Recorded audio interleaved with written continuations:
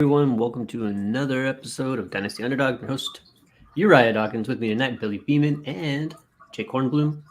That is at Willie Beeman FF and at Jake Abrams on the Twitter box. What's going on, guys? Not much. Big day, trade deadline day, and Yes. I'm excited to hear your take on this Jonathan Mingo trade. That's pretty much it. But super stoked to have Jake back. How you doing, brother? It's really worth a lot of time, but I'm doing all right. I think most annoyed that the Giants didn't trade away any of their roster. I feel like there was a lot there that could have gotten rid of Azeez Ojulari, Darius Slayton. Daniel Probably could have gotten Jones. rid of Devin Singletary, to be honest. Yeah, I don't know. Just seemed like a weird day to not get rid of things. And from everything I read from the beat reporters, supposedly the Giants think that they can make a push to the playoffs, which is fucking nuts. So the delusional, okay. Every Good to year know. too, which is crazy. Like I want the season to end. I think if we lose to Carolina, you just bench Daniel Jones and then cut him afterwards, so that you don't have to pay the $23 million for a potential injury for next year. But we'll see. It'll be like the next Russell Wilson situation. Joe's trying to rack up some shillings for the comments here. Yeah, love I it. owe him. Yeah. I owe him. Oh, you a couple? Yeah. Oh boy. All right. Well, I could see that Uriah is just despondent right now because of the mention of Jonathan Mingo. But we can start. So on a more here's fun some note. trade deadline, guys. So, not a ton of action this year. I think last year was actually, I remember last year being like more people moving around than this year, but it could be just me thinking that. But this was kind of boring. So we have 3 possibly fantasy relevant players going to different places, but I don't think we probably care too much about any of these. But we have Mike Williams. He's now a Steeler. There you go. Shout out. I mean, they tried to get Brandon Ayuk. They wanted another receiver, and they got one. Not quite Ayuk, but yeah, sure. Not quite Ayuk, but Surprisingly still healthy. Mike's healthy for now. Yeah. And then the big one, blockbuster, Jonathan Mingo goes to the Cowboys because that's what we need right now. And Khalil Herbert, which we knew would be on the trading block, he ends up in Cincinnati. Question to the folks: does any of this matter to you at all? Yeah, I mean, probably I'm only interested in the Khalil Herbert trade, to be honest. I mean, they have a role for him at this point because they're really only rolling Chase Brown out there with the Zach Moss injury. So, yeah, I mean, I like the idea of Herbert over there getting a shot to actually play this year because he hasn't gotten to do anything. And I do think that even in Chicago, he would have been okay. But now in a better offense, definitely better suited to actually get something done here.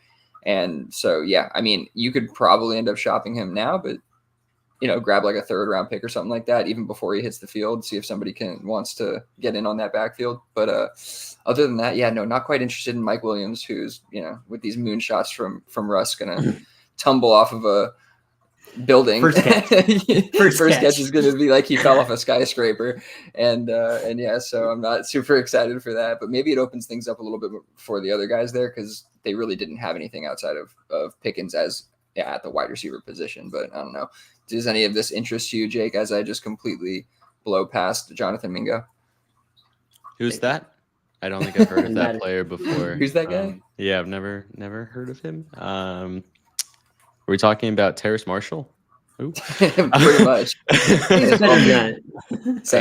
he still in the NFL? I think he is, right? On some random he's probably still on the same team. Yeah. I think he's still on the Panthers. Carolina, I think. No, I think I saw him play somewhere else. I want to say he's in I'm not going to say the Chargers, but I want to say the Chargers. Somewhere random Raiders. like that. Raiders. See, Yeah. He's same somewhere. side of the planet. Yeah, he's in the AFC West. I was correct. They're all the same. No, they're not. No, yes, no. None of this is appealing to me whatsoever in terms of acquiring. I do have 1 share left of Mike Williams, so hoping that this can, at bare minimum, get me a 3rd and a half. I'll take somewhere between a 3rd and a 4th right now.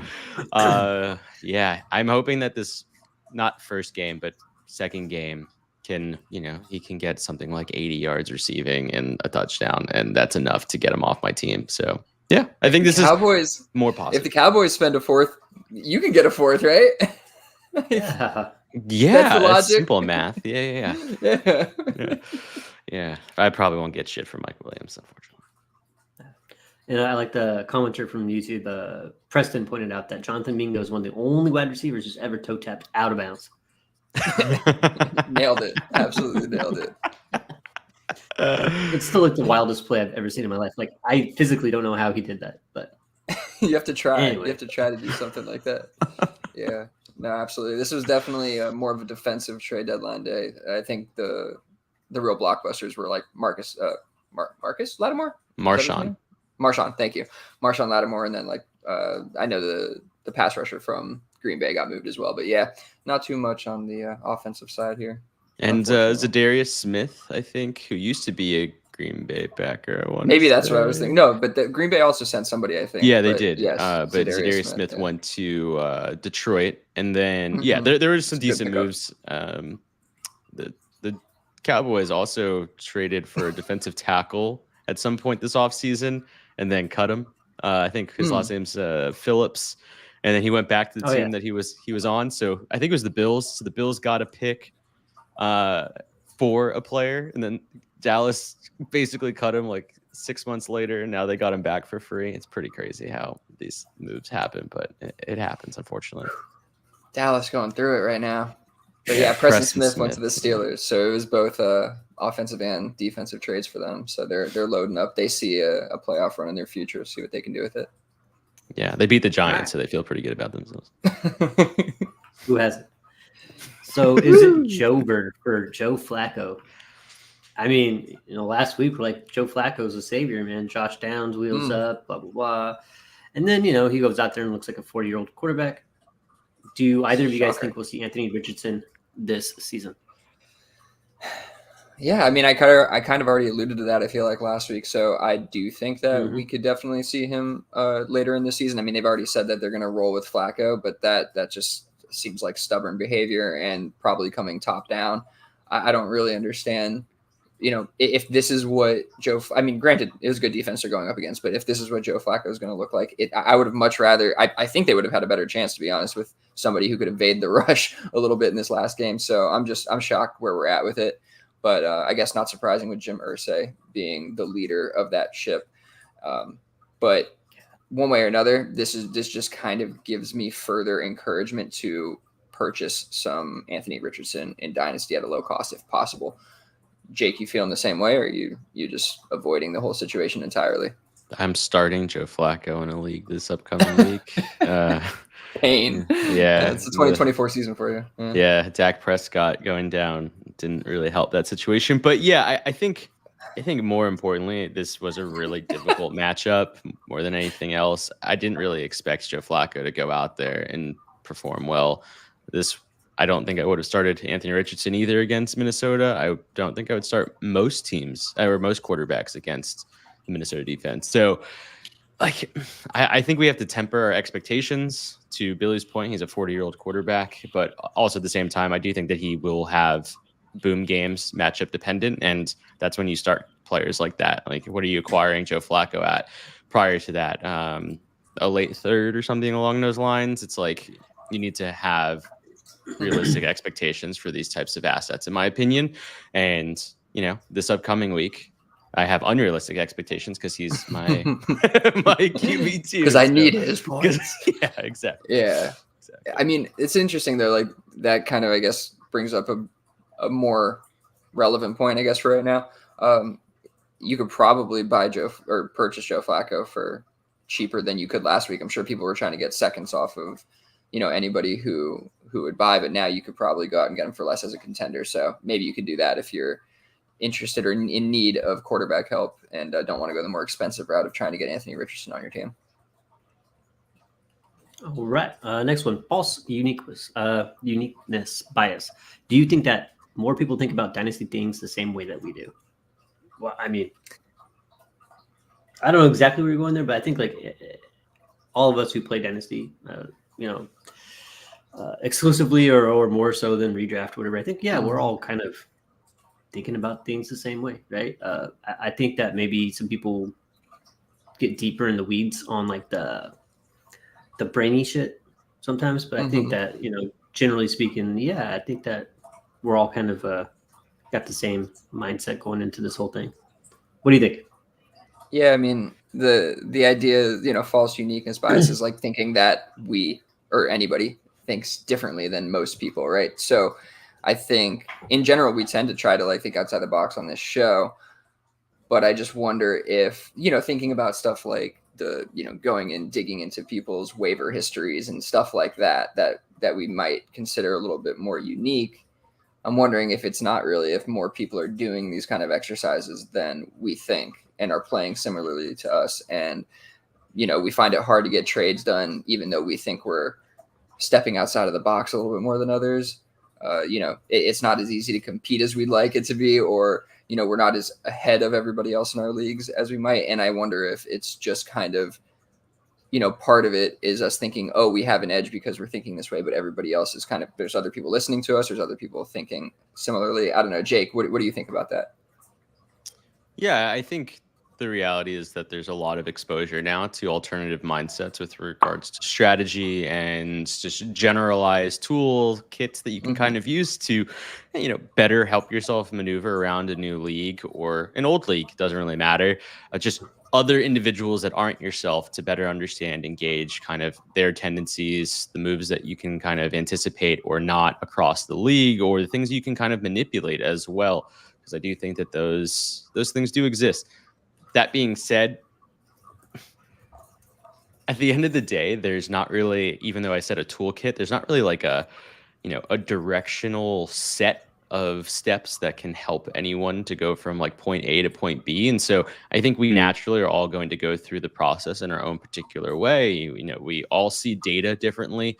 One of my favorite conversations, as always, is like the superficial data points within fantasy, because we have this one unique statistic that doesn't exist within the rest of the NFL called fantasy points. And, a lot of people see fantasy points as a very indicative and sticky stat when in reality, it doesn't actually have that much stickiness. So, when you look at someone like, and this is maybe a bad example, but Trevor Lawrence, for instance, who over his last, I believe, 4 starts is trending in a very positive direction, even with a relatively shitty game this past weekend.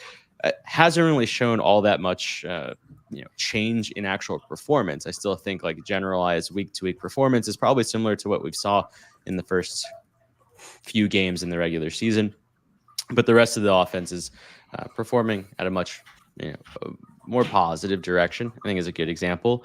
And the reason I bring that up is I think that's kind of where some people fall into that guise of like, oh, Trevor Lawrence can fall into 3 top 5 QB finishes over 4 weeks or 5 weeks. I want to buy. Like personally, I think that that's, where a lot of people could fall into traps. And hopefully by listening to podcasts like this or podcasts like a few others, they find ways to kind of help themselves not kind of fall into those traps. That's definitely a good perspective to come from. I also think, putting yourselves in other people's shoes as much as possible, trying to consider how others are thinking based on their level of experience, all those things. But also, like, part of this was, in my mind, also not underestimating your opponents, like trying to always find extra edges because they are probably trying to as well, right?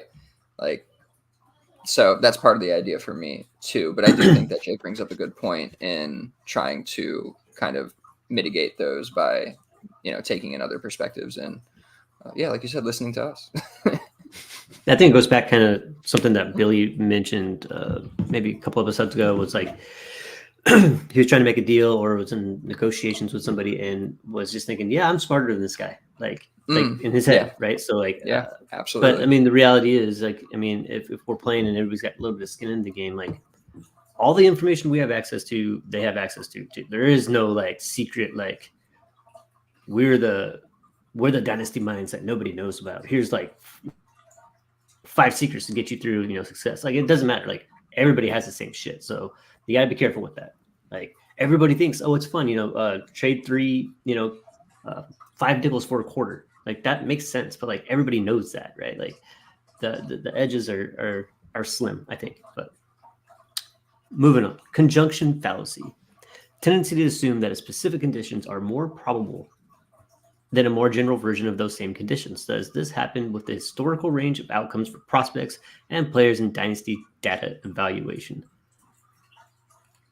Billy. You want me to hit you? Yeah, where you got here, man? The way I was thinking about this is like trying, basically assuming that other players, which are humans, if you fit them into specific conditions historically, that this is where they're going to, fall based on the historical data. But they're different humans in different situations, in different contexts, right? And so just trying to kind of put like a label on it, a definition to kind of what I'm seeing, because I do feel like this is something I struggle with as a person who believes in data, obviously, but also I don't love how we try to just like fit things into, okay, well, these are the metrics that are the thresholds of metrics that these players have hit over time. And if this player doesn't do it by year X, then they're never going to do it. And I feel like we're just trying to set such a specific set of conditions for these players that sometimes we might be missing the forest for the trees almost, like we're missing all the context and everything that could happen. We're kind of just, and obviously we're trying to play the odds. I get that, you're trying to play odds at times, but I think sometimes we can hurt ourselves by doing that. Does that make sense at all, Jake? Or am I just talking shit? No, I and Uriah. Yeah. Sorry. We talked about this again, I think a couple of weeks ago, just like someone was saying, oh, okay, well, if I forget who the player was, but he had a chart. I think we even had it on the show. Yeah.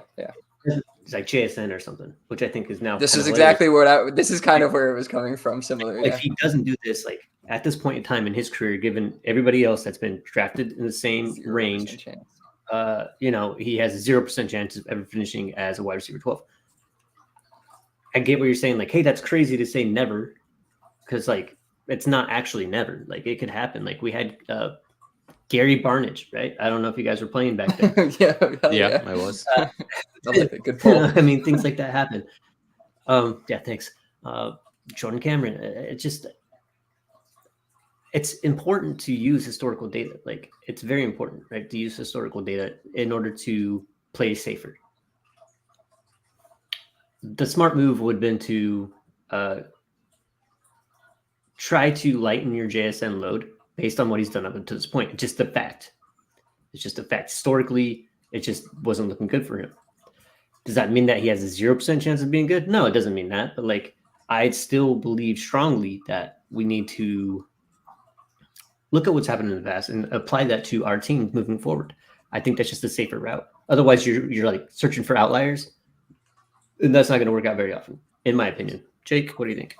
Yeah, no, I think that's completely valid. And I feel like I've said this a lot this season, and the differentiation from like player A to player B in terms of managers of fantasy football teams, I do think is about how you actually see the game. And, I feel we're going to talk about this, but the amount of effort you put into trying to analyze individual players themselves. And so I know that this happens a lot for me. I have my guys. I think we all have our guys. It's like fucking MySpace days. You have your top 8, right? Like I have my boys, my old, my old, what was that? The like top 5 on my Motorola phone. You know what I'm saying? Like you have guys out there that you put more skin in the game for, that you really want to pay attention to. And sometimes you can get overwhelmed by your own confirmation bias, but I do think it's really important to be, incredibly cognizant of it. Last year I had Dontavian Wicks, who I thought was incredibly useful for that Green Bay team. And funny enough, like, even though I was so high on him, I sold him everywhere I could this offseason where I thought that there was, a reasonable out. JSN was the exact opposite for me. I thought that his rookie year was truly down to circumstance. And there's this guy, he goes by the name of Shane Waldron, who ruins offenses and specifically wide receivers that are just like JSN. That personally, when I watched JSN's tape, I didn't see a player who was A, devoid of confidence, or B, devoid of skill. So I bought in as much as I could in the offseason when I could, and I sold at a premium when I could. as well, right? There were definitely different windows throughout the season already where there were moments. Now, I know this conversation isn't about JSN. I just think it's kind of important to, I guess, not get stuck in the mindset of being so, I guess, fit with your players that you want to succeed where you end up losing, to Uriah's point.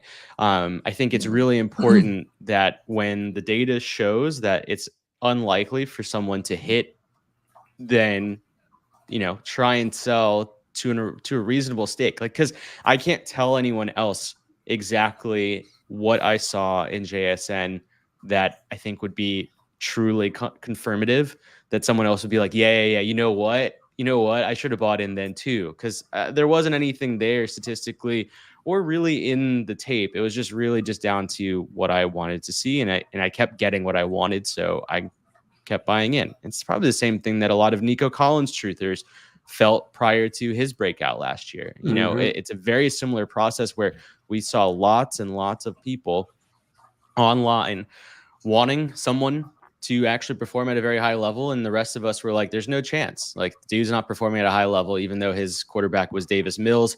There's no chance he's going to break out. And you know what? He said, fuck you, Jake. I'm going to break out because I'm actually a pretty talented wide receiver. So, all of that to say that I do think a conjunction fallacy is a reality. I just think that so much of those, minutia of percentage points that we're going to be playing with are still important to kind of throw out there from a statistical analysis perspective, so that we aren't literally saying things are impossible, because they're not. I guess the last point I did want to make, because of how this was actually presented, the tendency to assume that specific conditions are more probable than a more general version of those conditions. And I was actually thinking of this from like a draft capital perspective as well.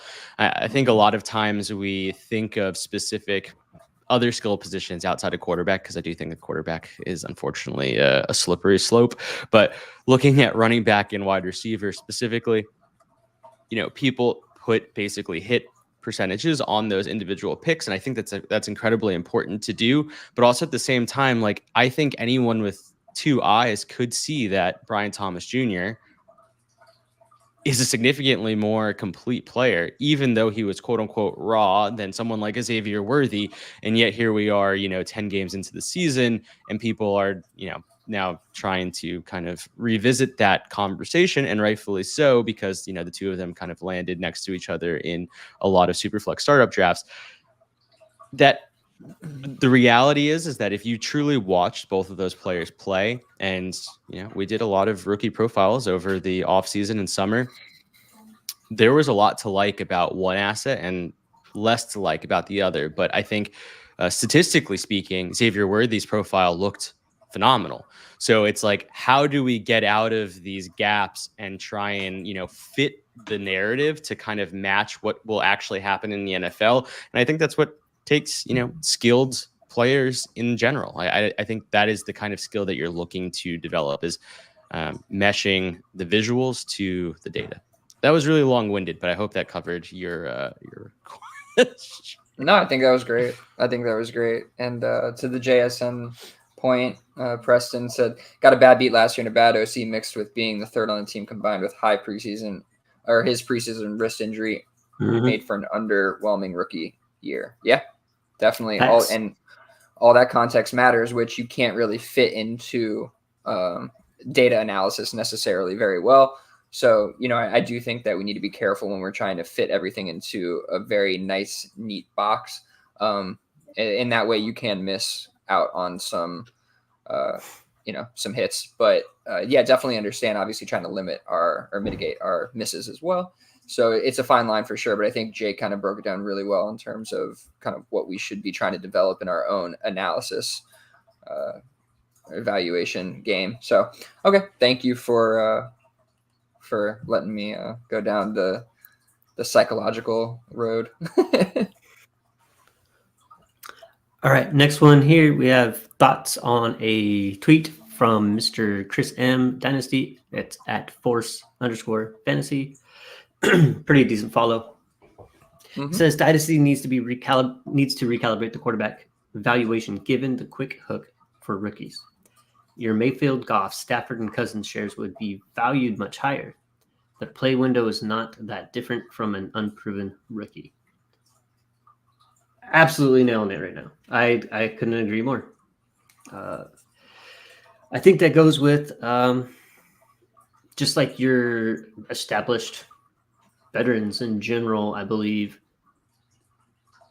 just because they have that age behind them. And like, in Dynasty, we hate older players, but like really the fact is an established player, in his mid-20s, 26 or whatever, as long as he's not a running back, like they have a lot of time left and it's actually established. They've already got to that point. They haven't been cut. They're on a second contract or whatever. Like those are premium assets to actually have on your Dynasty rosters. Yes, having like the young, not now, but like, like the neighbors, the BT, Brian Thomas Jr.'s, Xavier Worthy's, Delegates, and all like that sounds nice. Like if they hit, right, you get the next Justin Jefferson, but like you already have like Deontay Johnson, you already have a T Higgins, like you already have these players out there that are producing. And it was like Devontae Adams for a while, and he's getting a little bit older, but like I would much rather roster one of those guys than like this like potential rookie that might hit on my teams that I'm trying to win this year. And that goes for all those quarterbacks: Flacco, Stafford, Goff, not Flacco, Baker Mayfield. Glad you pulled that one back in. Maybe not this year, but like a Dak Prescott, who's going on year 8, year 9, getting a little bit older. Those guys are like, if they could see their career last as long as like an Aaron Rodgers, what more do you want? And you're getting them for a lot less than the nice shiny new rookie quarterback. Even a Jaden Daniels, like who knows? Like it looks good right now, but like who knows? Just saying. I mean, look at like what Caleb Williams' value is now. And we're only halfway through the first season. He's not helping you win games. He's not like retaining value. It's only getting worse. So I think these older veterans, it's just a smart thing to have on your actual Dynasty roster. And I think that's just something that we overlook in Dynasty altogether. Yeah. I mean, I think especially for more contending type teams, especially like obviously if you could have moved one of those guys for Caleb plus, you'd be smitten. You know what I mean? Oh, yeah. Like there's obviously there's obviously, a roster construction or, a build type of thing that goes along with this, but I got quite a bit of heat. I don't want to call it heat. I don't know how to really say this, but people were getting at me in like the league chats and stuff when we were doing some drafts this offseason where I was taking Jared Goff or Baker higher than they thought they should have gone, those type of players. But, I just think for your QB2, like you see this year, how much of a struggle it can be to kind of just fill that spot on a week-to-week basis, and to have a guy who can consistently hit somewhere between like 17 and 25 points on any given week is so valuable at that QB2 spot. And it was actually pretty cost effective to get those guys on your roster. And I think that's even more the point, is like it's so expensive to go out and get like a guy like Stroud, who's, second year player, or any of these rookies that we're talking about. But we continue, or the community continues to discount these more vanilla, older, established players. But man, like I can't tell you how nice it is to have one of those guys and like a Lamar Jackson. You know what I mean? Like you're just set it, forget it. Don't worry about that. You can go and worry about all the other positions. And so I do kind of agree with this tweet. I really think that we should be kind of altering our view on how we value these players. And honestly, I mean, maybe I don't want the community to alter their view, because I do think there's an edge here. There is an edge here where you can get these guys for a pretty reasonable cost and be able to effectively compete and not worry about your QB2 position, where they're almost basically another QB1 if they're scoring like that for your team. So Jake, how do you feel about this? Yeah, no, I agree. I definitely find myself to go into the like top 5, top 7 dynasty value assets more often not for my quarterbacks. And I don't know if that necessarily always propagates into a winning team. I think that might be, a new mentality that I need to get out of. so that I'm, pushing teams into the right position. Like I'm just thinking about almost every single roster construction I have, and it's like a Jalen Hurts and Jordan Love, for instance. Kyler, Stroud is pretty common for me, like those types of packages. And like, yeah, they're good on paper, but are they scoring the same amount of points? And did I have to invest as much as I would have into, Baker or Goff, who are scoring more points per game? No, I don't think so. And yeah, Joe, right on the money. His CNE QB strategy, which he's been, putting out there in the Discord pretty frequently, is really, is pretty important to just think about the general cost of what we're acquiring. And I remember when I acquired CJ Stroud actually in Console Wars and Sam Laporta for, I believe it was like 3 firsts and 3 seconds. And I was thinking to myself like, oh, that was a smash. And now looking back at it, and I remember Joe picking the picks, and he explained himself pretty well. I think in a league like that too, I think I could have done more with those picks and potentially flip my team around into probably contending / kind of contending team this upcoming season if I would have gone the right direction with what I already had. It's a really interesting perspective. And I think most importantly, the player that Uriah said, and maybe intentionally, maybe unintentionally, was Dak Prescott. I think Dak might fall into that window right now, given that he might fall into an IR window. This could be a really good buy opportunity for someone who wasn't having the most productive of seasons as well. And unfortunately, a lot of people get off of these kind of, middling in their age, middling quarterbacks. This might be a really solid buy window for Dak Prescott. So yeah, I think all in all, I agree with this tweet too. It sucks when all three of us agree, but I think for content reasons, but for non-content reasons, right on to Chris. I will say, unrelated, had no idea that his @ was Force_fantasy. I always just knew of him as @Chris M.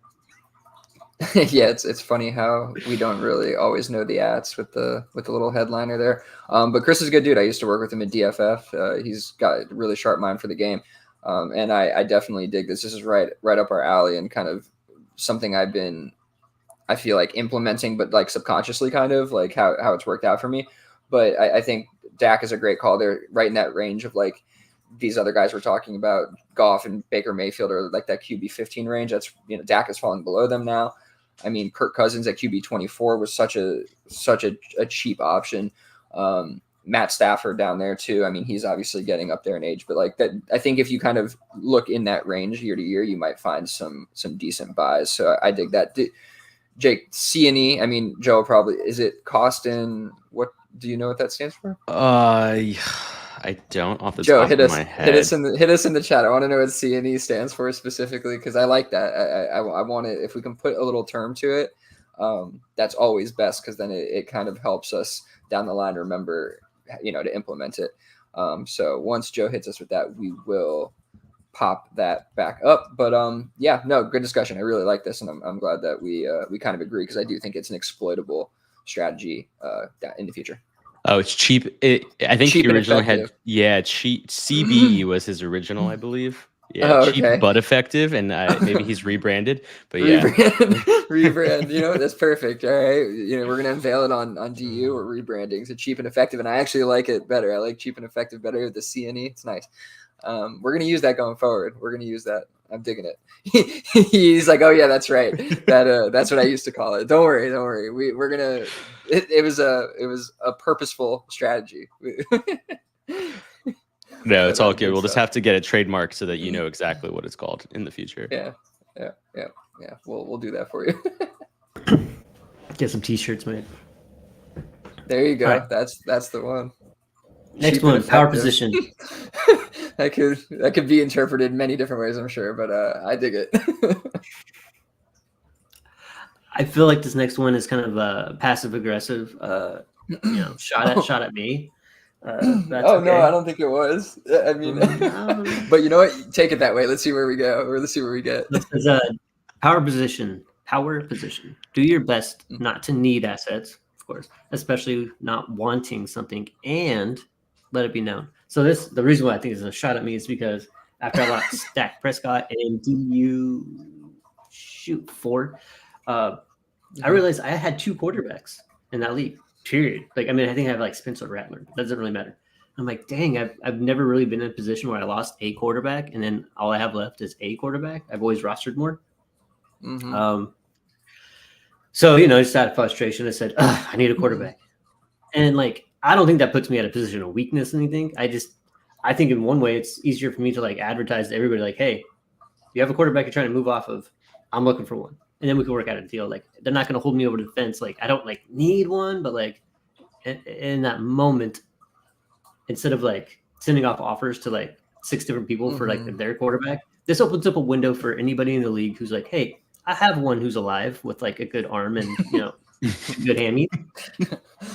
Why don't you, you know, come get this guy off of me? So, but I understand the thinking behind it, right? So like if you're really letting people know like where your weakness is, where you're down bad, and that you absolutely need that, like you're putting yourself in a situation where like nobody's going to give you a good deal on it, right? They're all going to be like trying to upsell you just a little bit because they know that you need that. Those are my thoughts on it. And yeah, I still do need a quarterback in DU4, so reach out to me. I'm looking. Not trying to spend too much, but Josh coming in. Love to see you in the comments. Josh, strong soft tissues. Yeah, absolutely. Yeah. Strong soft tissues would be nice. That, I mean, I like your example. I wasn't thinking of that, honestly, but that is a great example. I was going to come at it from a little bit of a different perspective, but that's exactly what we're talking about here is trying, because for me, again, not that you were necessarily in a power position, but you certainly, I think, put yourself in less of a power position, or at least in a place where others can take advantage of your situation, knowing you want to fix it. And now being alerted to your situation, because maybe if you were just trying to make trades, they wouldn't, not everybody, going back to, what was it, our false uniqueness bias, maybe they all are, but not everybody may pick up on you not having enough QBs or your injuries by you just kind of searching for a trade without saying anything. So that's definitely right up the alley. Good point. Yeah, but I had an interaction where I knew someone needed points. They wanted to get off Brandon Ayuk because he obviously is on IR. I also had seen this person's tweets, knowing that basically they think that, not that Brandon Ayuk is done, but that he's older. It's better to get off of him in general, like just and move on to maybe lesser options like Terry McLaurin plus, you know, like just, even though that's kind of taking a value hit technically in Dynasty, they're just like, I just think it's time to, you know, cut bait and give up some Dynasty value. So I knew where their head was at already. But I guess I'm in a position where they wanted something from me that I don't necessarily need to get off of. And they wanted it cheaper than I thought I should be giving it up for. So at that point, I find myself that I'm in the power position, right? Like they want something I have. I don't need to give it up. And so there was like a back and forth of trade offers where it felt like if I accepted it, I was kind of giving up that power position and giving up something I didn't want for cheaper, for sure. And sometimes I feel like when and my team's also not contending, which I think adds to maybe like the psychology of it. You're like, well, maybe I should be getting off these points. Maybe I should be doing this, you know, like this trade makes enough sense. Okay, I'll just do it. But like, to me, I'm like, this person wants something. Like, no, I'm just going to play hard to get here pretty much, right? And make sure that if and when this deal happens, I'm going to be getting something that I think is worth making this deal. Very, very much worth making this deal. So I feel like that also is kind of being in the power position and trying to remain in that power position to make sure that the deal ends up where you think it should, basically for your best interests, right? And so that's kind of where I was coming from. Uriah brought up a great perspective of it too. Jake, what are your thoughts on this? Do you have any other perspectives, or do you have any thoughts on what I just said or what Uriah just said? Yeah, no, I think the psychological aspect of power position is really interesting, because I always find it to be the person who receives a trade, or a person who is like, I guess, unbeknownst to everyone else, is in need of something. Like, technically every roster needs something, whether that's For sure. right. Like there's always some generalized weakness. And so I think it's about trying to mask that as much as you can, which is relatively hard to do because I do think that the relative intelligence or preparation by the general community is getting better and better and better every single year.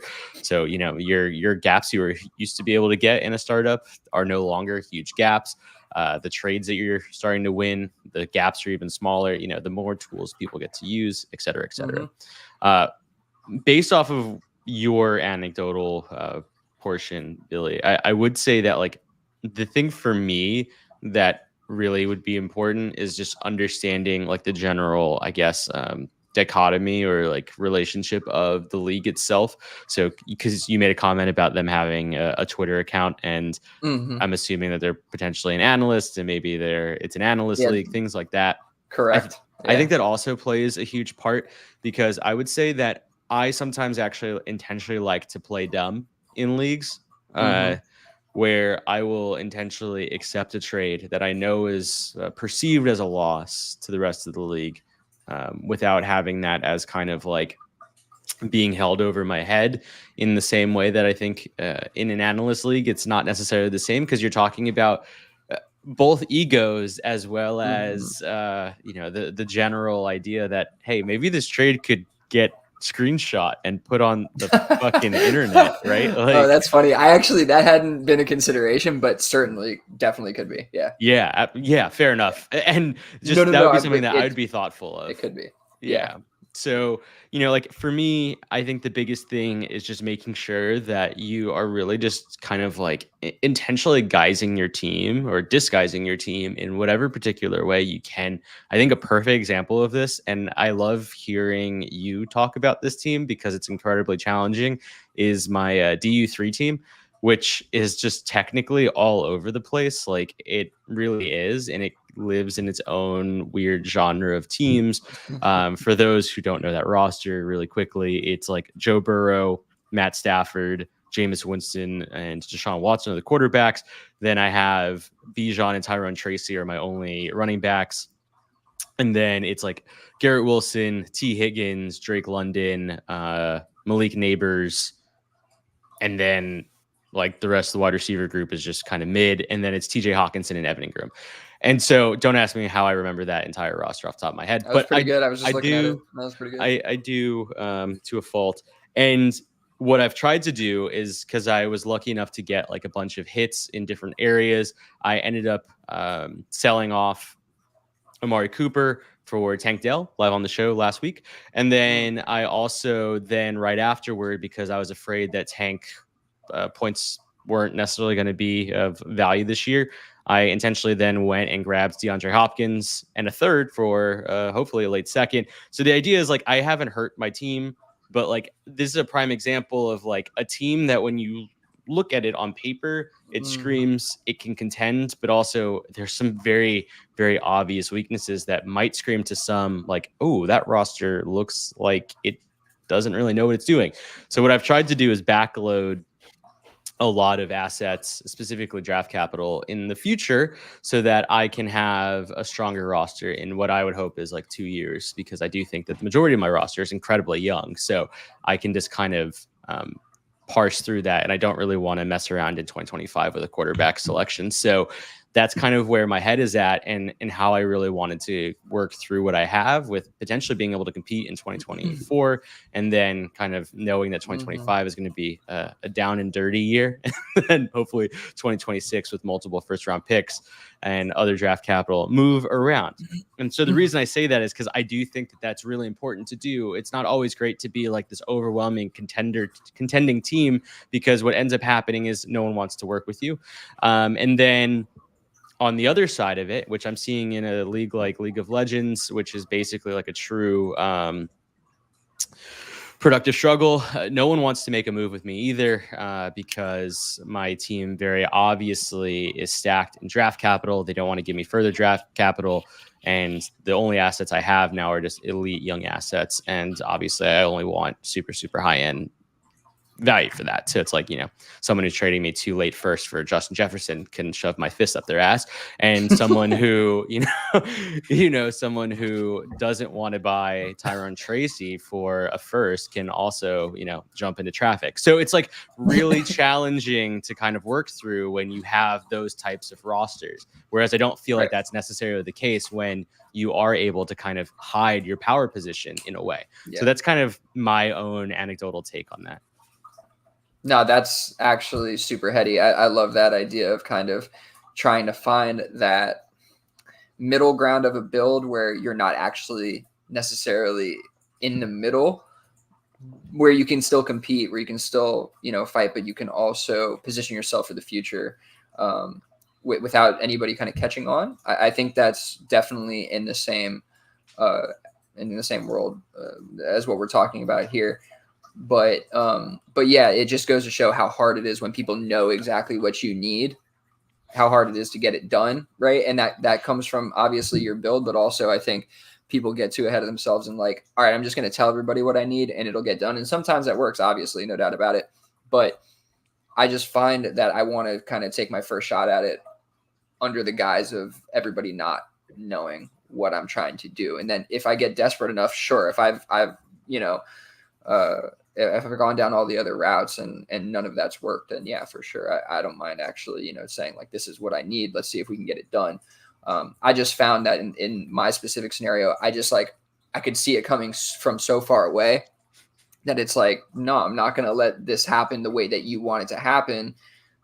I'm going to try to get something because I know you need something. And so I don't personally ever like letting people know what I need or specifically and especially what I want. Right. Because there's stuff that we want all the time that we like players. People, if you were listening to my stuff, Ben Sinnott all offseason, people are going to try to take advantage of me for Ben Sinnott, that kind of stuff. And so, obviously in the listener leagues, that's going to happen. But I try to keep that stuff under wraps as much as possible outside of that. So that's where this was coming from a little bit. But this is also thank you for relationship advice. Yeah, exactly. Yeah. Nailed all it. Right. Good stuff. All right. Effort just who's that? That's graphic. Oh, I don't know what I said. I'm not sure. Or maybe it was Jake just right, Jake jumping into traffic. Fisting and all that. I think it was the fist. I think that's probably the comment my fist up your ass. Yeah. Cover your kids' ears. Cover the kids' ears. Exactly. The dad's on the show, of course. No surprise. Okay. Dad, what's that? All right. So effort, justification, and dynasty. Yeah, we talk about, I know Billy specifically likes to talk about effort a lot because that is what it takes to make money doing this. So do we place more value on rookie picks made because you discovered them or you put in work into scouting?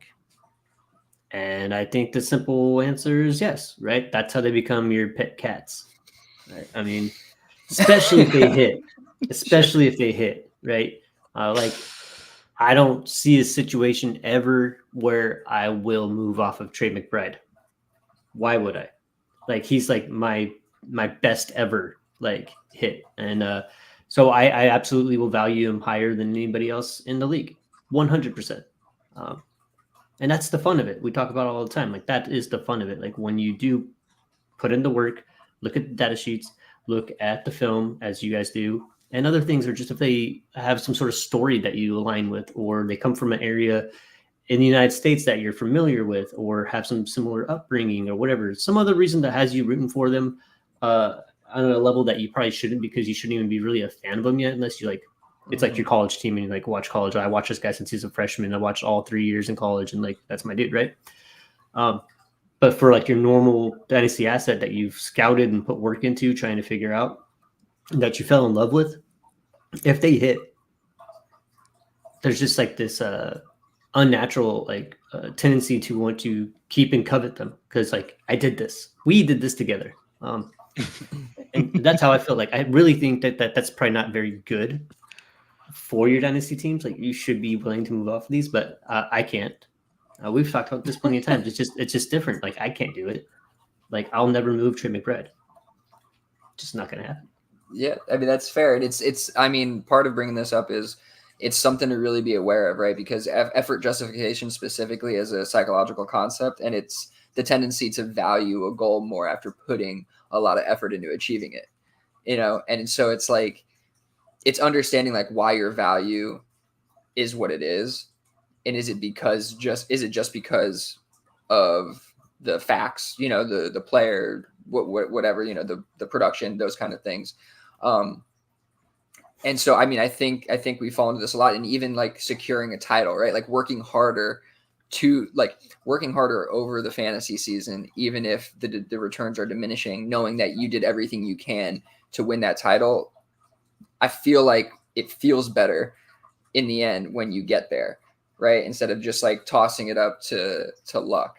And so, but specifically in like the player evaluation stuff and the picks, like if you're acquiring a ton of picks, you may value those a lot more because you did a lot of work to get them, and it may be harder to churn off of those and like send those away. You know what I mean? Because it is hard if you acquire, you know, you're one of these like these rebuilding teams or one of these productive struggle teams, and you have 4 first-round picks and, you know, 4 second-round picks or whatever it is, and maybe even more over the next couple of years, and you're like, I'm just going to hold all of these. And like, that's not always the best position to put yourself in when, you know, you get to the rookie draft and these picks are so valuable, and you could get vet or established production, not even veteran production, but established production plus on your team. And so a lot of the time it's like, damn, I did so much work getting this. I just want to hold on to it and see what happens. And sometimes I think we fall into, you know, kind of a negative position by doing that. Do you feel like that's something that happens, Jake? Maybe it's something you've experienced or no?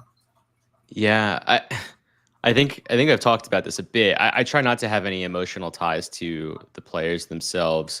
I kind of live under the same guise in my own personal life, where it's like I don't want to look up to anyone else. To be honest, it's like, you know, what is the saying? Something like you don't want to meet your heroes or some shit like that. Yeah, like for sure. Like, yeah. I feel the same way about the players that I think that I find ahead of others, or I end up grabbing at really good value. I think a prime example of that this offseason was Bucky Irving. And it's like, I got rid of Bucky Irving as soon as I knew I could splash a pretty reasonable profit off of him. Sold him in 2 leagues, actually, for a first, and sold him in another league for a second and a third. Like, it sounds so ill-willed, but it's just like I know kind of the general trajectory of what I can expect from those players, and to see them hit a potential apex, or at least a momentary apex, is kind of all I wanted to get out of them in the first place. Whereas, you know, a player that I'm, you know, relinquishing a like top 4 or 5 pick in a rookie draft, maybe it's a little bit more challenging to do that because I already know the upfront investment was so much more expensive.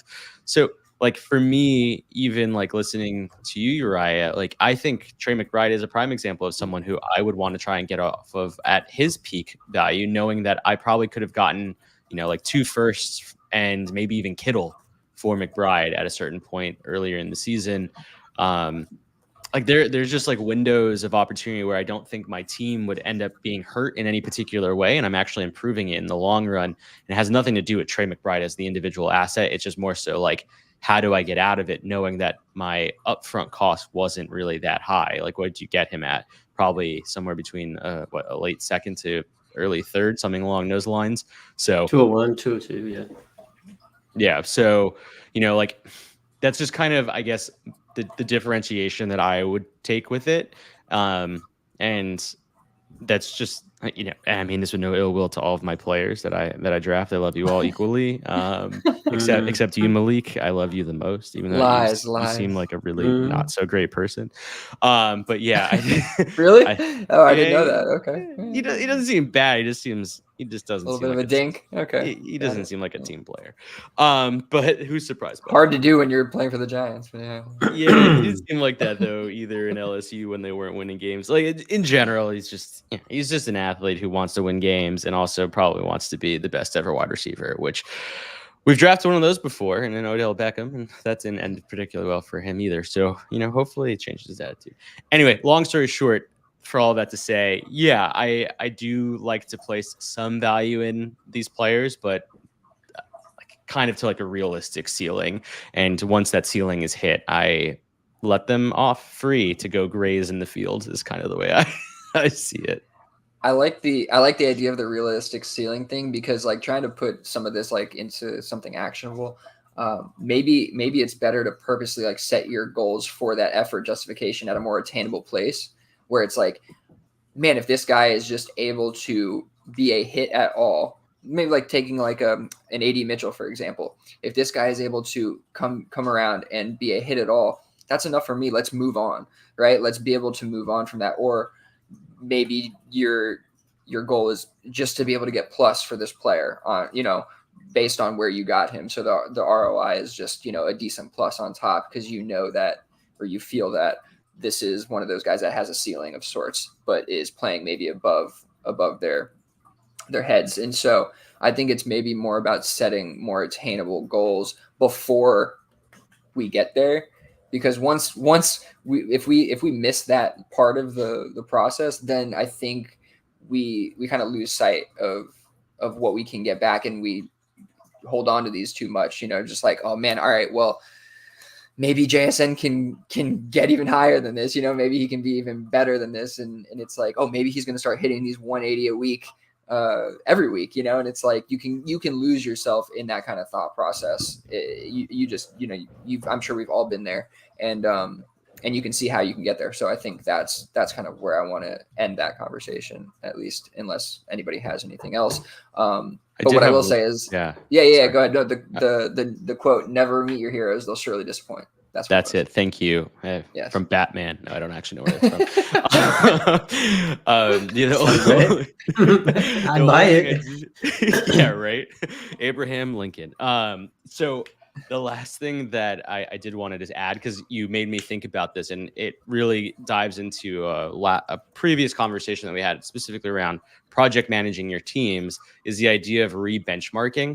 So it's really important that, if a player is either over or exceeding expectations, or under developing in a way, it's important to re-benchmark regularly amongst, how something is hitting. So when you're project managing and your development team, for instance, or your business team isn't actually landing towards the timeline that you thought that they were going to, you have to reset those expectations for the end of the project, or else, you're going to have unrealistic expectations, right? So I think AD Mitchell is a prime example. A lot of people drafted him somewhere in, mid-second. And maybe right now they are praying to get a second back. Like, I don't know if that is necessarily the best quote unquote process. And so that's kind of like where I would probably dive in and try and pay more attention to what he's actually doing on the field. Do I want to watch a little bit more of his tape? Do I want to read a little bit more about like what the beat reporters are saying? Is AD not showing up to practices on time? Like, what's going on that's causing him to not be on the field? Is it simply because he's getting out practiced by Alec Pierce, and that's really why he's off the field? Like, those would be things that I would want to kind of bring into my own methodology to kind of redefine whether or not I understand what kind of getting off of this asset means to me. Like, Jermaine Burton is a prime example right now, right? Like, there were a couple of times where I acquired him for like a mid-third. I'd probably be right now pretty happy with getting off of him at a fourth.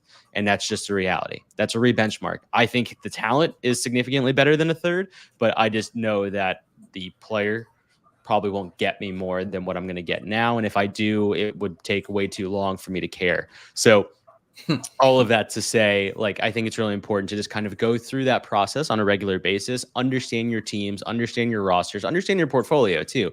If you are a portfolio player, see where you are too heavy. That's a good player to start trying to peel off of those layers and maybe start thinking about re-benchmarking them, because, thinking Keaton Mitchell is going to hit you a first on, 65% of your rosters, I've got something to tell you.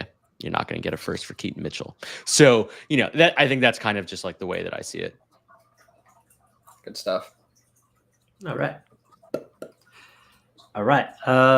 Underdog, under the hood. Things we think about when you're thinking about the election. Love it. Love it. It's very topical. Yes. Yeah.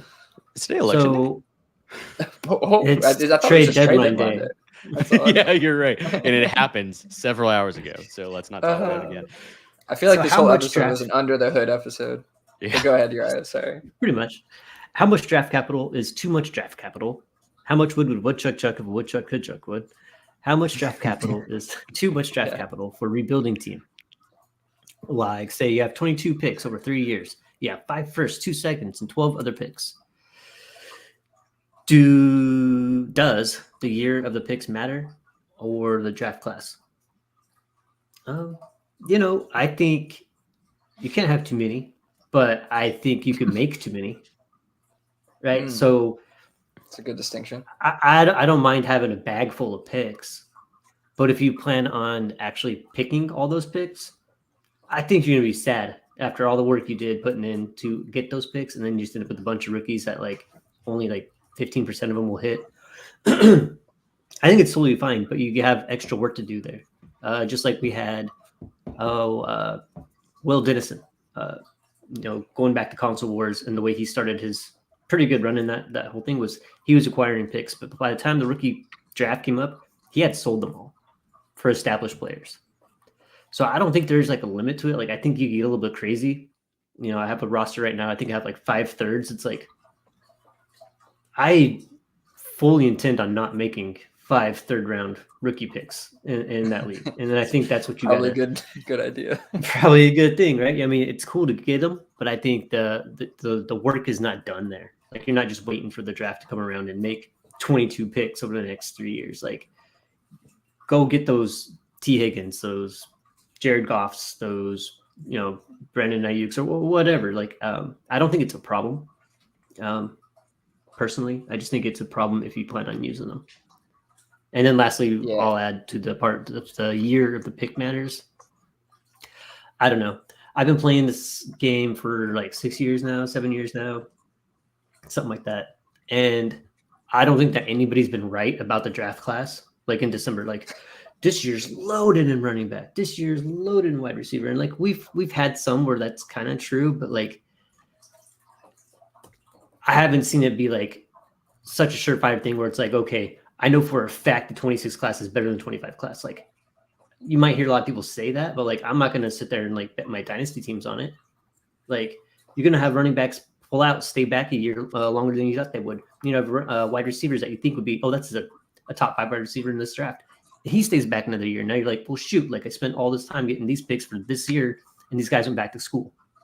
Stuff like that. Like it happens. Like I'm not going to take into account, me personally, I'm not going to take into account the year of the picks. I'm just going to make sure they're not too far out, as Billy would know. I don't like to do so much. Yeah, as we discussed last week. I don't have too much else to say on that. Honestly, I think that Uriah kind of nailed Billy, that. Am I on mute? Or no, I'm going. Okay. So I think you nailed that and said it very succinctly, and I'll just echo that. Like you can't have too many picks, but you can make too many picks, and I think that's exactly the answer. Like I don't care what year they're in. I don't care really anything else about it. I just care that I have enough of them or that I have them in general and what I can do with them, right? Like there's so much you can do with a lot of picks, and it's not always making those picks. You can totally hold on to a couple of them, but man, those are such great bargaining chips. And I've seen so many teams, Uriah, get back in here. And I've seen so many teams load up on what looks like too many picks, have like an entire first round of picks, not make all those picks, but end up with an absolutely stud roster thereafter. And so there's just, you can do so many great things with a lot of picks. I don't think you can have too many. Jake, do you think differently at all, or were you going to take this anywhere else? No, this was my question. I've never really found myself. It was really funny. I was actually I was listening to last week's episode earlier today while I was doing that thing called work, and I was thinking about how both of you are talking about how both of you are like so conservative with your picks, and I was thinking about how like I am the exact opposite. I throw those things out like they have no value whatsoever. 6 years in advance, I've thrown away, my kids' tuition. I don't have a kid. Like I basically have no conscientious understanding of what they're like. And so now that I have 2 productive struggles going on at the same time, and I'm just racking up picks. It's just so peculiar to go through, and I don't really know what I'm doing. I think I'm just going to be honest and say that I don't really know what I'm doing with all of these picks because they feel overwhelming. I feel like I have too many. I don't know how valuable they are. I don't know when and if I want to get off of them. Like they sound appealing. And it's like, to Uriah's point, that is why I added the whole draft class perspective, because it's like, there's something really, really amazing about the idea of drafting Jeremiah Smith in 2027. But it's like, you can't hold on to that pick waiting for him. like or can you? How do I throw away the next couple of years and pretend I'm going to be the 101 in 2027, right? Like it's such an interesting perspective because I've just never really had to think about it before. And I wanted to hear how both of you thought about it. And I think that your perspectives are helpful and I will use them against you. So thank you. Oh, yeah, great. I think it's interesting, though, because like what you're saying goes back to the effort justification conversation a little bit, right? It's like you got all these picks and you're like, I don't know what to do with them. And moving off of them is sometimes hard because they're super alluring, right? Like you say you got somebody's 27 first and their team sucks, right? And you're like, oh boy, that's Jeremiah Smith right there, But it's like somebody comes to you and is like, do you want Jamar Chase? Well, I need that 27 pick included in the package. And then you start wrestling with those ideas. I think it does get very challenging like psychologically for sure. But yeah, I mean, I think when you have a lot of them, you need to utilize them to try to win. And that's definitely what I think the best way to do it is. And if you've stacked up a bunch in the future, I think you can do that even at a higher or at a, in a way that will probably lead you to more success than not. When you have a lot of picks, I think you can find yourself in a much more competitive position. So yeah, I think it's something that everybody struggles with, but I think we have to try to find ways to be a little bit less conservative, which I think was some of our conversation last week, is like be a little bit less conservative with moving off of those future picks, but also understanding that there's a lot of value in those future picks given your situation, right? Like in terms of acquiring them, there's a lot of value in that because people forget how valuable they are. But then it's like, how do I use these picks? It's not always making those picks, especially that far out. To Uriah's point, it's like, what am I waiting for? These picks don't matter that much to me in 27. But if you have 3 or 4 high quality picks in 27, you could probably position yourself pretty well, depending on your roster construction. So yeah, it's a good conversation to have. Real quick here from Joe. If I'm rebuilding struggle, I'll trim down my roster to assets that I feel have lasting value. Then I'll try not to have more picks than I have open droppable spots. Get creative with tiering up and down. That's a good way to do it too. I like that. And like, it's purposeful and it allows you to have like a specific goal in mind and somewhere to get to with these picks. I'm not always as concerned with like my roster spots and like filling them because I find that it's like, I just find it's a lot easier to like cut down and get to where I need to go depending on what I'm trying to do. But this also, I think, puts you in a position where you're like trying to get creative with the tiering up and down. And you can, in doing that, you can find, I think, some like advantageous routes to, high quality assets or to more successful rosters by like specifically trying to do something. That can also lead to negative outcomes too. But I do think if you have a good process, that it's probably a pretty solid way to go about it. And pushing picks off into the future is how he was ending that, tearing up and down and pushing picks off into the future. Yeah. And that works too, because that kind of does the same thing as what we're talking about here. And always kind of having that that stock of picks in the future to churn internally with is kind of how I like to think about it. Not having to kind of go outside of your own sphere to get what you need done in terms of rebuilding. So yeah, love that. Good conversation.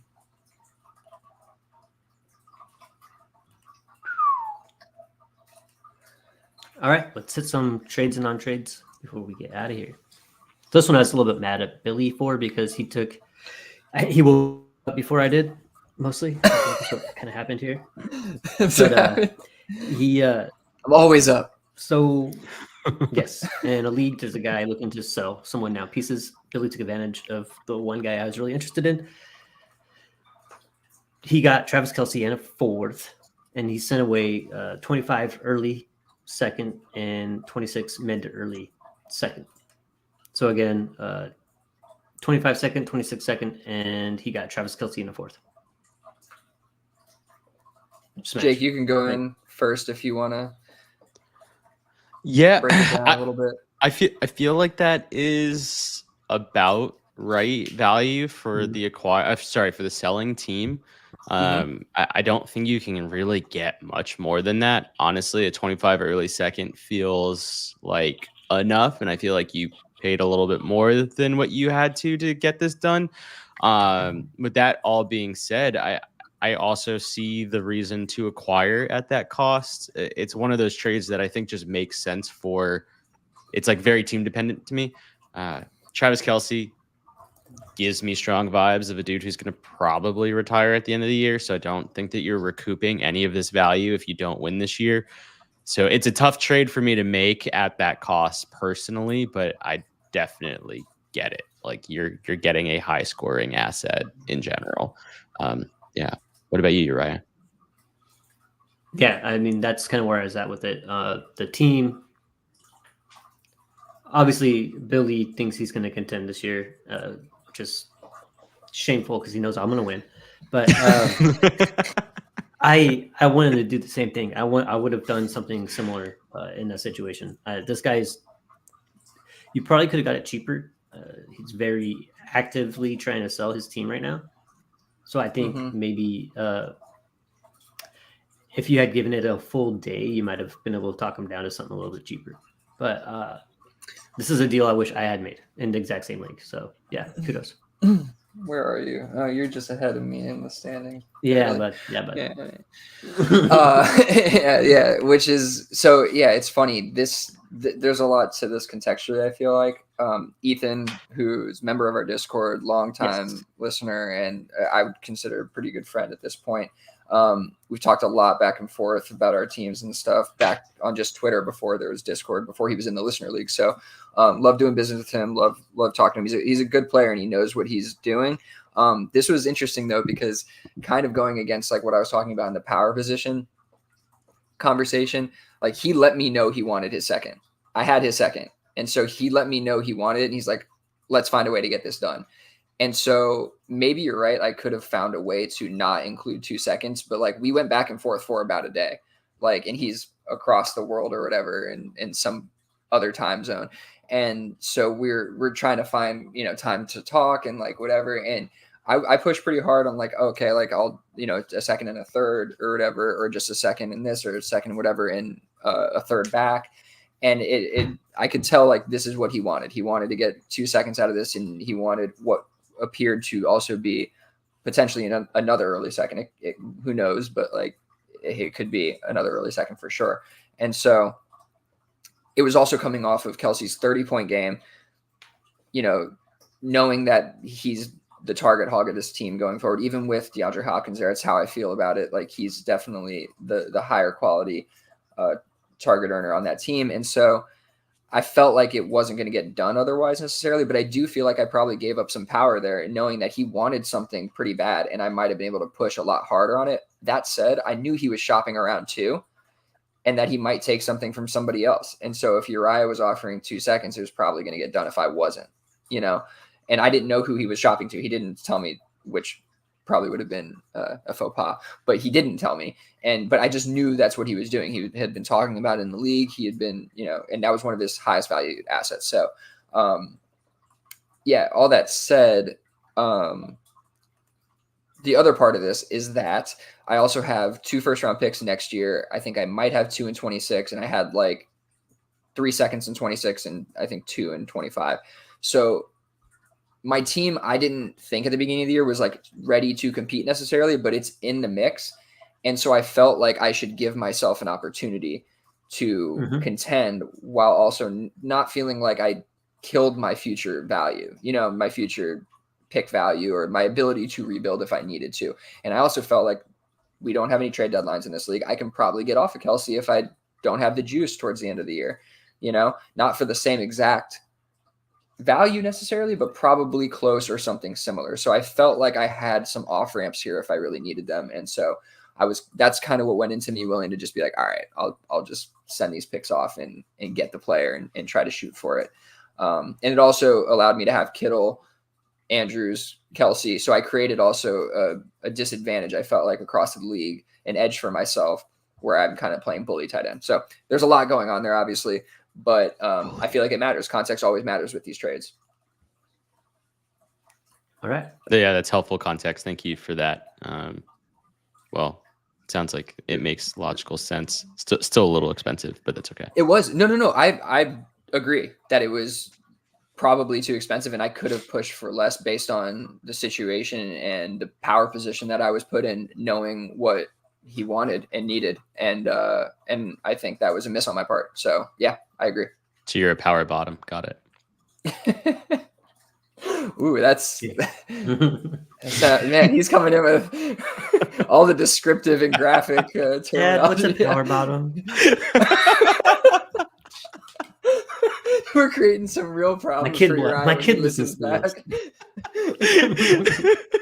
I don't like those episodes with that Jake guy. Oh my goodness, so good. Oh man, love having the crew back. Last one. DeAndre Hopkins, welcome back from the dead. DeAndre Hopkins plus a 25 third for a 25 second. Yeah, so you guys covered this last week. Yeah. And like I said, I listened to the episode. Billy now had he just said, wants to gloat. That's no, all. I don't want to fucking gloat. Look what I did. No, I'm a fucking genius. No. I literally just want to explain my rationale, because I do agree that a 25 second for probably a decrepit asset like D-Hop is not amazing. But I did find that the way that this trade worked out, I was acquiring a relatively bottom tier third on top of D-Hop. So the way I saw it was like basically 2 early thirds for something like a late second, give or take. And like I was talking about before with this specific team, I had just traded Amari Cooper for Tank Dell with Lefty Joe F in the chat. And I felt like that trade honestly hurt me from a week-to-week perspective of point scoring. And so I wanted to replace Amari Cooper's points as cheap as I possibly could. And this felt like a really easy move for me. So this was one of those where I just kind of looked at whose teams were not contending and saw old players on rosters and just started sending out a couple of deals. This one got accepted pretty quickly, and I just basically took off the rest of my offers from the trade market, and I said, okay, well, this is how I'm gonna stay active. And it's funny because I do think that a lot of my line of logic is very similar to Billy's with Kelsey, is like, if I don't end up competing towards the end of the year, I actually think that D-Hop's value ends up actually going up, probably to maybe even a late second, depending on if he stays healthy. If that is the case, then what did I do? I got a free third for the idea of contending this season, which sounds great in theory. Maybe I do contend. Maybe I make it past the first round. I don't know. In that league, we actually have divisions, which is very different than a lot of other DU leagues, and it makes the league very interesting because my division, which is the office, and I say my division because neither of you are in it, is absolute dog shit in comparison to the Seinfeld's division. So, it's ridiculous. I think AJ is 8-0, sitting in first. Billy's like 7-1, or I guess we've now played 9 weeks. But regardless, it's like, I think Uriah's up there at 6-3 or 5-4. Regardless, folks are scoring really great points on one division, and then I'm like sitting in first, not very good in the other division, but I could still make the playoffs. And so I'll play with fate is kind of how I saw this trade, and I didn't feel like I was giving all that much up. Yeah, it seemed to work out pretty good so far. Well, yeah. First week I didn't start him in all fairness, and he didn't play all that much.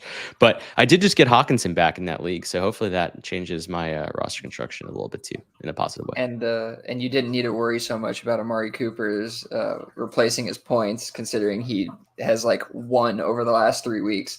So that's maybe 2 weeks. Last 2 weeks, yes. He didn't play this past week, and he's had like one catch in the week prior. Yeah, so yes, right. Yeah, he scored like 1 point over the past 2 weeks. He had a touchdown in the first game. That is the only thing that saved him. Otherwise, he would have had like 4 points over the last 3 weeks. So Keon Coleman's not opening things up for Amari. Oh no, I think it's the other way. But no, Keon Coleman's he's figuring things out a little bit for sure. I like that. There was actually a Keon Coleman trade that went down in DU3 as well. I actually think we forgot to add that to the sheet. It was an interesting one. I kind of want to look it up real quick. Sorry, bear with me here, because this was actually an interesting trade. Is that another power bottom reference? Bear with you. So this was Jesus Christ. I might get back to the power position conversation, which power position itself sounds. It was the first thing I thought of when I saw that. Yeah, I only just got there right now. Title too, and I was like, "Damn, I wonder what the the general demographic is going to be for this live stream." But it ended up being. At least it's not the first thing in the title. You know, it could be worse. Okay, so real quick here. What was that? We could always rename the title. Yeah, exactly. Just one power position first. All capitals. No, just power position. Okay, so this was a trade in DU3. Keon Coleman, 26 third, 25 second for Joe Flacco, Dalton Schultz, and Josh Downs. Oh. So one more time. Keon Coleman, 26 third, 25 second. Josh Downs, Flacco, Dalton Schultz. Oh, man. Is it possible to hate both sides of that trade? Yeah. Sure. It is possible. I just... someone needed a starting quarterback and probably overpaid to get it. I don't know. Yeah. I don't know. I would have tried something else. The right thing. Is that just in general? Else? I feel like that's assuming that Josh Downs is now basically solidified as like somewhere in the mid to lower high. Oh, hey, he got the first round Flacco pick. down stack. He did. Got the Flacco down stack. Yeah. Like that's kind of the way I'm seeing it. It's like you're hoping that Downs is now like tradable at like a 107, 108 range, and it's like I don't know anyone who's going to spend that yet on him. Because that's the only way that valuation seems feasible. Coleman plus a second plus a third for that sounds. Oh man, I don't. Whoever got the Coleman side, I guess technically is the side I like more, but Yeah, I mean, I think that's probably the right evaluation of this. I agree. I mean, I like Downs. The asset I like the most in the trade is Josh Downs, but I don't think he's the most valuable, like in terms of the packages that were moved. I think that the Keon Coleman side is more valuable. I think my advice to the person who got Keon Coleman would be sell him. Try to get a first round. No, seriously, try to get a first round pick for him. Like he'll have another big week or just like, one catch for 50 and a touchdown or something like that. And then you're going to want to sell him. Like, but I do think that because I'm pretty sure the person who got Keon Coleman recognizes that they need to lean into some sort of a rebuild here. And I don't hate that move to kind of get the ball rolling. I just think you need to do some more work to make this one really worth it. And I think you can do that. I do think it's possible, but it was one of those, I felt exactly like you guys felt. I was like, I hate this trade altogether, but I do think there's a clear winner in the trade, if that makes sense. Unless Josh Downs is just absolutely like dynamic the rest of his career and just like amazing, like week in and week out, which is possible, definitely possible that happens and comes to fruition. But I think it's more likely that it's somewhere in the middle, and that if you move Coleman for maybe a high second plus another second or a first, this trade works out better for rebuilding getting some points off your team and rebuilding there. So that's how I would feel about it. Yeah. But can I just add an additional thing? Because we've talked about in the past, Lapisaurus in the Discord, buddy of mine from college, shout out Luis, has brought this up a few times, and he's always talking about like, how do I flip assets quickly? Because we always talk about how it's incredibly hard because you basically are, creating the quote unquote market value within your own micro market based off of the trade that literally just happened. How do you expect to trade something again? This is exactly how you do it. You mask the value of an asset like Keon Coleman in this situation by basically having all these other, imaginary valued things like picks in this bunch of other assets for players, where I think it's just generally more challenging for the rest of the league to then look at that trade and be like, Keon Coleman is equivalent to, Joe Flacco and Josh Downs or something like that, right? Like it's significantly harder to conceptualize. And so I think this is kind of a really nifty way to start moving an asset that you maybe aren't even that high on, but that the rest of the market is if you can acquire it for cheap enough. I actually love that you said that, because I do think the way that like people try to obviously break things down to like 1-to-1 things in a trade, like, okay, this piece equals this piece equals this piece, or this piece equals those two pieces, and try to like make things equate in some form or fashion. And I think that what this trade does is almost puts Keon Coleman falsely equal to Josh Downs in a way, where it's like he swapped those and got the seconds for the other players, when that's not necessarily what actually happened. It's actually you packaged like some crap to make it seem like that was a better package for somebody to acquire, when it's really like you're really trading Downs for that other package. It's kind of like what it actually ends up being. It's like Coleman in the second for Downs is like, and add the third on for the other crap. But I think you falsely equate those two, and now Keon Coleman's value kind of maybe is elevated a little bit, or at least doesn't lose value, and so you can still, like Jake's saying, more easily move on from it. So I love that shout out. And Lapisaurus, right on time. Appreciate the shout out. There you go, brother. Last thing I'll say, and I was just thinking about this with like just because we're in the trade section still, how I reacted to being in a power position and not really holding on to it within that Kelsey trade. I don't know if this is something that I struggle with for some reason, but like I constantly find myself wanting to give up the power position a little bit for, I don't know what reason, but to like either get the trade done or like feeling bad. I don't know what the reason is exactly. I can't really pinpoint it right now exactly, but like,